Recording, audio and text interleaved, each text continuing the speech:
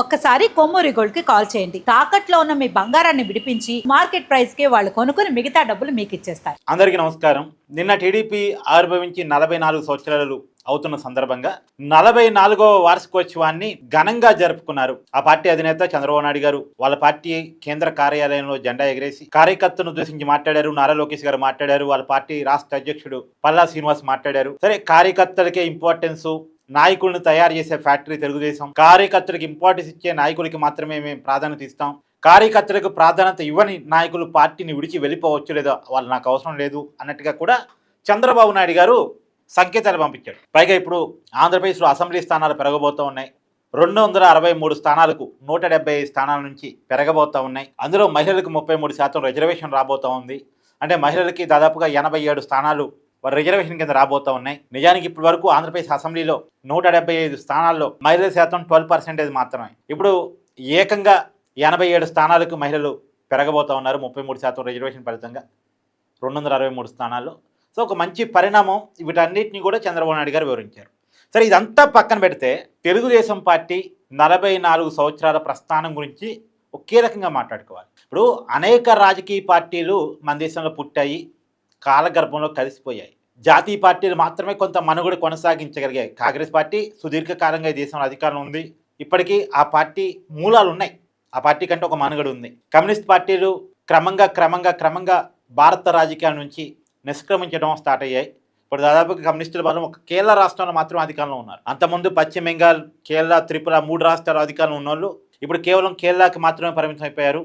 కమ్యూనిస్టుల బలం దేశంలో పార్లమెంట్లో చాలా స్వల్పం. సరే, బీజేపీ పార్టీ అనంతకాలంలోనే 2 సీట్ల నుంచి అధికారంలోకి వచ్చే స్థాయికి ఎదగటం, ఇప్పుడు మోడీ గారి నాయకత్వంలో బలమైన పార్టీగా బీజేపీ ఉంది. వరుసగా 3 సార్లు అధికారాన్ని సంపాదించింది. 2014, 2019, 2024. ఇది జాతీయ పార్టీ. ప్రాంతీయ పార్టీలకు వచ్చేసరికి చాలా పార్టీలు పుట్టాయి. కొంతకాలం సెంటిమెంట్ ఆధారంగా పార్టీలు కొంతకాలం పెత్తనాన్ని చెలాయిస్తాయి. తర్వాత కాలంలో కాలగర్భం కలిసిపోతాయి. ఫర్ ఎగ్జాంపుల్, మాయావతి పెట్టిన బీఎస్పీ పార్టీ మీ అందరికీ తెలుసు. ఒక టైంలో ఒక హవా క్రియేట్ చేసింది. కానీ ఇప్పుడు ఆ పార్టీ స్ట్రెంత్ ఎంత అంటే ఏదో ఒక పార్టీ కింద తోక పార్టీగా ఆ పార్టీ ఉంటుంది తప్ప ఆ పార్టీకి బలం లేదు. బీఎస్పీ పార్టీ, ఈవెన్ ఆ పార్టీ పుట్టిన ఉత్తరప్రదేశ్లో కూడా ఆ పార్టీ పరిస్థితి. ఈవెన్ సమాజ్వాదీ పార్టీ, ఆ పార్టీ పరిస్థితి కూడా దాదాపు ఏమి లేదు. అపోజిషన్ పార్టీగా ఉత్తరప్రదేశ్లో ఉందిలే కానీ ఒకప్పుడు ఉన్న బలం లేదు. తర్వాత తమిళనాడు రాజకీయాలు, ప్రాంతీయ పార్టీలకు తమిళ కల్చర్ బేస్ మీద ఉన్న పార్టీలు డిఎంకే, అన్నాడీఎంకే, అవి కొంత అన్నాడీఎంకే జయలలిత గారు చనిపోయిన తర్వాత ఆ పార్టీ అస్తిత్వం దెబ్బతింది. ఆ పార్టీగా రాబోయే కాలంలో అధికారంలోకి వస్తా అనేది కళ. క్వశ్చన్ మార్కేగా ఆ పార్టీ పరిస్థితి ఏంటి అన్నది. ఒక డిఎంకే మాత్రం స్టాలిన్ ఉన్నాడు కాబట్టి ముందు తీసుకెళ్ళగలుగుతున్నాడు. అంటే ఇవన్నీ కూడా సెంటిమెంట్ ఆధారంగా లేదు నాయకుడి బేస్ మీద కొనసాగేటువంటి పార్టీలు. కానీ తెలుగుదేశం పార్టీ వరకు వచ్చేసరికి ఇది తెలుగువారి ఆత్మ గౌరవానికి ప్రతీకగా ఉన్న పార్టీగా 4 దశాబ్దాలకు పైగా భారతదేశ రాజకీయాల్లో, కేవలం ఆంధ్రప్రదేశ్ రాజకీయాలే కాదు, భారతదేశ రాజకీయాల్లో తనకంటూ ఒక ముద్ర వేసుకున్న పార్టీ. ఆ పార్టీ పుట్ట గురించి మీకు తెలియాలి. ఇప్పుడు ఎగ్జాంపుల్, బీఆర్ఎస్ పార్టీ అంటే ఒకప్పుడు టీఆర్ఎస్ పార్టీ తెలంగాణ సెంటిమెంట్ ఆధారంగా, తెలంగాణ భావాజాలం ఆధారంగా పుట్టిన పార్టీ. ఆ సెంటిమెంట్ బలంగా ఉన్నంతకాలం ఆ పార్టీ ఉంటుంది. ఆ పార్టీ నాయకుడు కేసీఆర్ ఇమేజ్ బలంగా ఉన్నంతకాలం ఆ పార్టీ ఉంటుంది. కానీ ఇప్పుడు అధికారం కోల్పోయి ఆ పార్టీ కూడా ఏ రకమైన ఇబ్బందులు ఉందో మనం చూస్తున్నాం. అదే వైసీపీ పార్టీ చూడండి, రాజశేఖర రెడ్డి గారు చనిపోయిన తర్వాత అప్పుడు కాంగ్రెస్ వ్యతిరేకత కూడా రావటం, రాజశేఖర రెడ్డి గారి సింపతిలో నుంచి ఎదిగిన పార్టీ. కానీ తెలుగుదేశం అలా కాదు. తెలుగువారి ఆత్మగౌరవానికి ప్రతీకగా పుట్టిన పార్టీ. 1978 నుంచి 1983 మధ్య ఉమ్మడి ఆంధ్రప్రదేశ్లో కాంగ్రెస్ ముఖ్యమంత్రులు దాదాపు 5గురు మారారు. మరి చెన్నారెడ్డి, తర్వాత టంగుటూరు అంజయ్య, తర్వాత బోనం వెంకటరామరెడ్డి, తర్వాత కోట్ల విజయభాస్కర్ రెడ్డి, ఇలా వరుసగా 2 సంవత్సరాలకు ఒకళ్ళు మారటం, నలుగురు ముఖ్యమంత్రులు మారటం. ఈ ముఖ్యమంత్రులు ఎందుకు మారుతున్నారు అంటే ఢిల్లీ అధిష్టాన పెద్దలకి గులాంగిరి చేసే వాళ్ళే నాయకులుగా ఉంటారు. ప్రత్యేకించి టంగుటూరు అంజయ్యని ముఖ్యమంత్రిగా మార్చినటువంటి రోజులు తెలుగు వాళ్ళకి చాలా అవమానకరం. రాజీవ్ గాంధీ ఆంధ్రప్రదేశ్ వచ్చాడట, మన రాష్ట్రానికి, ఉమ్మడి రాష్ట్రానికి వచ్చాడు. వచ్చింటేనో సరిగా రిసీవ్ చేసుకోలేదట, సరిగా గౌరవం ఇవ్వలేదట. సరిగా గౌరవం ఇవ్వలేదు అనే కారణం చేత ముఖ్యమంత్రిని మార్చారు. ఎంత అవమానం అండి! సరిగా రెస్పెక్ట్ ఇవ్వలేదనే కారణం చేత ముఖ్యమంత్రిని మార్చారు. అంటే ముఖ్యమంత్రి పోస్ట్ అనేది ఢిల్లీ అధిష్టాన పెద్దలకు గులాగిరి చేయాలి, వాళ్ళకు వచ్చినప్పుడు లేచి నిలబడాలి, వాళ్ళకి పాదాలు ఒత్తాలి అన్నట్టుగా తయారైంది కాంగ్రెస్ పార్టీలో. రాజకీయం అనేది జనాలకు దూరంగా, డబ్బులున్న వాళ్ళకి దగ్గరగా, కొన్ని సామాజిక వర్గాలకు మాత్రమే పరిమితమైనటువంటి పరిస్థితుల్లో తెలుగు వారికి జరుగుతున్న అన్యాయాన్ని గమనించి, నార్త్ పెత్తనాన్ని గమనించి, తెలుగు వాళ్ళ పట్ల ఉన్న చిన్న చూపుని గమనించి తెలుగు నటుడిగా ఉన్నటువంటి ఎన్టీ రామారావు 1982లో తెలుగుదేశం పార్టీని పెట్టాడు. అప్పటికే 2 సంవత్సరాలుగా రాజకీయాల్లోకి వస్తే ఏంటి ఎలా ఉంటుంది అనేది ఎక్సర్సైజ్ చేసి మొత్తాన్ని 1982లో డేర్ చేసి పార్టీ పెట్టారు. పార్టీ పెట్టినప్పుడు ముఖానికి రంగులు వేసుకునేవారు రాజకీయాల్లో ఎక్కడ క్లిక్ అవుతారు అనేది కాంగ్రెస్ నాయకుడు ఎన్టీఆర్ గారిని ఉద్దేశించి చేసిన కామెంట్. కానీ ఆ పార్టీ పెట్టిన 9 నెలల్లో, అంటే ఒక పిండం కడుపులోకి వచ్చి బిడ్డగా మారి బయటకు వచ్చేసరికి 9 నెలలు పట్టింది అంటారు. 9 లేదా 10 నెలలు పట్టింది కదా. అలాగే తెలుగుదేశం పార్టీ ఆ పార్టీ పుట్టి జనంలోకి వెళ్ళి అధికారం సంపాదించడం 9 నెలల్లో సాధ్యమైంది. అంటే తెలుగుదేశం పార్టీ పుట్టి పెరిగి జనంలోకి వెళ్ళి జనాదరణ పొంది అధికారం రావడం 9 నెలల్లో జరిగిపోయింది. ఇది ఒక రికార్డు.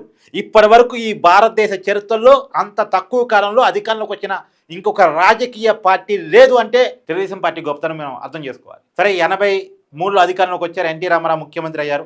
తర్వాత ఆ పార్టీలోనే ఒక సంక్షోభం, నార్గిన భాస్కరరావు రూపంలో పార్టీలో తిరుగుబాటు, అధికారం 2 సంవత్సరాల్లోనే కోల్పోవాల్సిన పరిస్థితి. మళ్ళా 85లో ఎన్నికలు. అంటే కాంగ్రెస్ పార్టీ తెలుగుదేశం పార్టీని చీల్చడానికి, తెలుగుదేశం పార్టీని అధికారంలో లేకుండా చేయడానికి విపరీతమైన ప్రయత్నాలు చేసింది ఢిల్లీ అధిష్టానం. కానీ వాటన్నిటిని ఎదుర్కొని ఆ పార్టీ నిలబడి మళ్ళా 85లో ఆ పార్టీ గెలిచింది. తర్వాత కాలంలో చంద్రబాబు నాయుడు గారు అప్పటి కాంగ్రెస్ పార్టీ ఎమ్మెల్యేగా ఉండి కాంగ్రెస్ పార్టీలో కీలకమైనటువంటి నాయకుడిగా ఉన్నటువంటి చంద్రబాబు నాయుడు గారు తెలుగుదేశం పార్టీలోకి రావటం, ఎన్టీఆర్ గారికి అల్లుడిగా మారటం, ఆ పార్టీలో క్రమశిక్షణని చక్కదిద్దటం.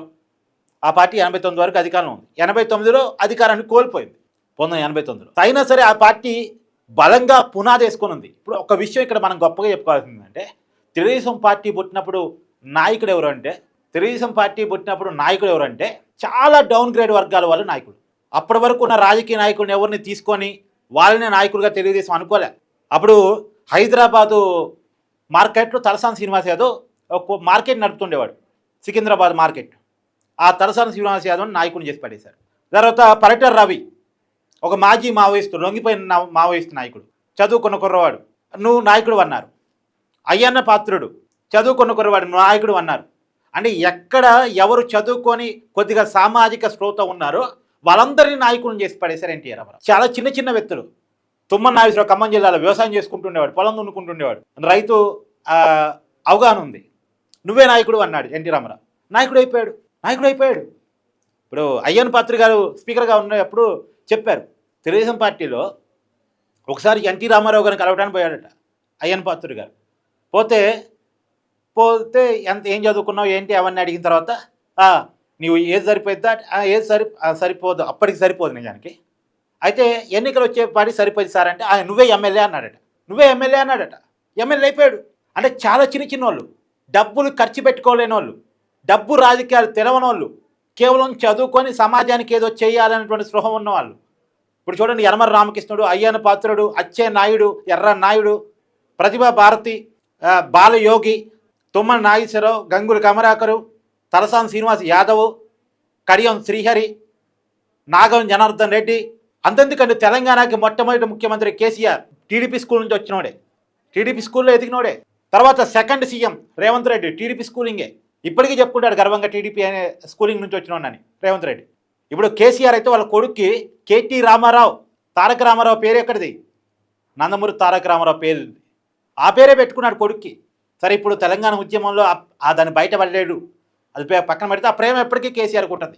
అంటే ఎంతమంది నాయకులను తయారు చేసినా మనం అర్థం చేసుకోండి. అంతకుముందు ఇప్పుడు లేరు కానీ దేవేంద్ర గౌడ్, ఎంతోమంది నాయకులు, వీళ్ళెవరూ కూడా ఇతర రాజకీయ పార్టీల నుంచి వచ్చి అప్పటికే నాయకులుగా ఉండి టీడీపీలో చేరి టీడీపీని గెలిపించిన వాళ్ళు కాదు.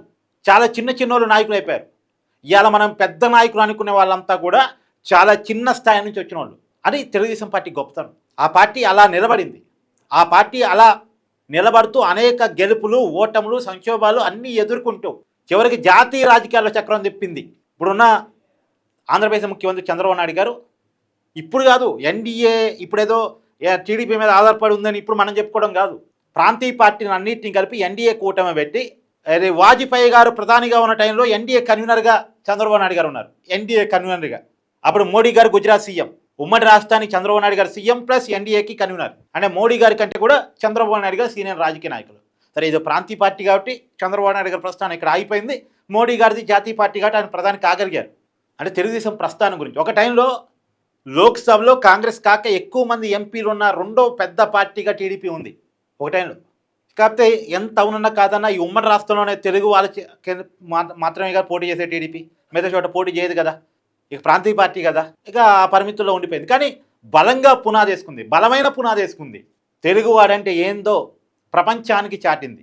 చంద్రబాబు నాయుడు గారు నాయకత్వంలోకి అంటే 95 తర్వాత అది సంక్షోభం అంటారు, వెనుపోటు అంటారు, రకరకాల క్రియేట్ చేస్తారు. కానీ టీడీపీ పార్టీని ఆ రోజున ఎన్టీ రామారావు గారు ఆరోగ్యం బాగలేని రోజుల్లో, లక్ష్మీపార్వతి గారు దాన్ని పార్టీని టేక్ ఓవర్ చేయడానికి ప్రయత్నం చేస్తున్న రోజుల్లో పార్టీని తన హ్యాండ్ ఓవర్ చేసుకొని పార్టీని కాపాడిన విధానం కూడా ఇక్కడ మనం ఖచ్చితంగా చెప్పుకొని తీరాలి. ఆ రోజు జనం దాన్ని ఒప్పుకున్నారు. 96లో చంద్రబాబు నాయుడు గారు ఆ పార్టీని తన హ్యాండ్ ఓవర్ చేసుకున్న తర్వాత 99లో మళ్ళీ చంద్రబాబు నాయుడు గారు తిరిగి గెలిచారు. తర్వాత 2004లో ఓడిపోతే ఇక ఎక్కడ టీడీపీ అయిపోయింది అన్నారు. 2009లో ఓడిపోతే 2009లో ఎలా ఓడిపోయింది టీడీపీ అనేది వైఎస్ రాజశేఖర రెడ్డి గారి మాటలో చెప్పాలంటే ఆ రోజు ప్రజారాజ్యం పార్టీ కనుక లేకపోతే మళ్ళీ టీడీపీ అధికారంలోకి వచ్చేది 2009లో ఉమ్మడి రాష్ట్రంలో అని వైఎస్ రాజశేఖర రెడ్డి ఒప్పుకున్నాడు. ప్రజారాజ్యం పుణ్యం అంటూ మనం గెలిచాము, మనం పాస్ మార్కులు పడ్డాయి, లేకపోతే తెలుగుదేశం అధికారాన్ని కొట్టేదని. తర్వాత 2014లో విభజిత రాష్ట్రంలో అంత సెంటిమెంట్ జగన్ వేవ్ అనుకున్నా కానీ చంద్రబాబు నాయుడు గారు అధికారాన్ని సంపాదించగలిగారు. 2019లో ఒక దారుణమైన ఓటమి, టీడీపీ లేకుండా చేయాలనేటువంటి జగన్మోహన్ రెడ్డి విపరీతమైన ప్రయత్నం, దాన్ని తట్టుకొని నిలబడి అంటే టీడీపీ కంటూ సపరేట్ క్యాడర్ ఉన్నారు. ఎన్ని సంక్షోభాలు గురి కానివ్వండి, చంపేయనివ్వండి, టీడీపీ జిందాబాద్ అంటూ చచ్చిపోతారు. అలాంటి కార్యకర్తలు తెలుగుదేశం పార్టీకి ఉండటం ఫలితంగా, అలాంటి నాయకత్వం తెలుగుదేశం పార్టీకి ఉండటం ఫలితంగా ఎన్ని కేసులు పెట్టినా, ఎంత వేధించినా, ఎంత బూతులు పెట్టినా, ఎంత దాడులు చేసినా ఆ కార్యకర్తలు, ఆ నాయకులు అలా నిలబడి ఆ పార్టీని మళ్ళా 2024 ఎన్నికల్లో గెలిపించుకున్నారు. చంద్రబాబుని అరెస్ట్ చేసి జైల్లో పడితే ఇంకెక్కడ టీడీపీ అన్నారు. కానీ ఇవాళ బ్రహ్మాండమైన విజయం కదా, ఇవాళ ఎన్డీఏని మోస్తుంది మళ్ళీ టీడీపీనే. ఇవాళ మోడీ 3వ ప్రధానిగా ఉన్నారంటే దానికి కారణం టీడీపీ. సో తెలుగుదేశం పార్టీ అనేది ఒక ఆత్మగౌరవం తెలుగు వాళ్ళకి ఇచ్చిన పార్టీ. ఢిల్లీ పెద్దల దగ్గర తెలుగు వాళ్ళు ఏమైనా సాగనం పడితేనే ముఖ్యమంత్రి పదవి అనుకునే పరిస్థితి నుంచి మీరు మాకిచ్చేదేంది, మిమ్మల్ని మేము శాసిస్తాం, అక్కడ ప్రధానమంత్రి కుర్చీలు ఎవరు కూర్చోవాలో మేము చెప్తాం, మా ముఖ్యమంత్రిని మీరు డిసైడ్ చేయటం కాదు, మీ దేశ ప్రధాని మేము డిసైడ్ చేస్తాం అని చెప్పి ఆ మాట నిలబెట్టుకున్నటువంటి తెలుగు వాళ్ళకి ఒక ఆత్మగౌరవాన్ని దేశవ్యాప్తంగా ఎగరవేసినటువంటి పార్టీగా తెలుగుదేశం పార్టీని ఇక్కడ మనం కీలకంగా చెప్పుకోవాలి. తెలుగుదేశం పార్టీ ప్రస్థానం మీద మీ అభిప్రాయాన్ని కామెంట్ రూపంలో తెలియజేయండి. Thank you.